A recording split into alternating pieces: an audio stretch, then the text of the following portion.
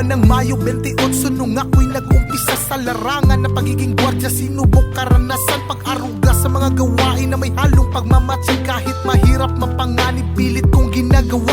Pagod, puyat, sakripisyo, lagi kong napapala. Kahit mahirap ay lumaban para sa kapakanan. Tinitiis mga sistema, buhay ko nakataya. Pagbabantay, aking tungkulin at aking panindigan. Katapatan sa trabaho, lagi kong tinatatak. Sa aking isipan, katapangan, lagi ang aking dala. Sa lahat ng bagay, kahit nagmukha na akong katatawag. Gwardya ka lang ang sabi sa'kin ng mga mapanghusga. Pagtitimpi na lamang lagi ang aking ginagawa. Hinahabaan ng pasyensya para sa kapakanan. Pagdalumhati, lagi lamang ang aking dinaramdam. Pagkamanhid, pinapairal dahil wala kayong alam.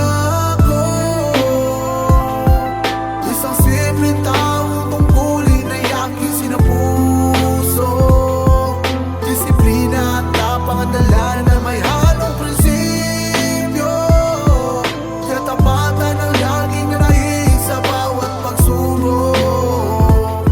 Integridad ang tatak na dahil gwardya. Lumipas ang ilang araw, may nangyaring isang trahedya. Nag-iba pakiramdam sa oras na kami nagronda. Sa kahabaan ng nilakad agad naming napapansin. Tatlong binata aming nakita na may hawak na patalim. Naghabulan hanggang sa nahuli ang isa sa salarin. Nagmatigas, gustong tumakas, posas gustong hubarin. Sabay iyak, nagmakaawan na aming pakawalan. Pasensya na po, di na ko uulit. Sabi pa ng kawatan, matindi pa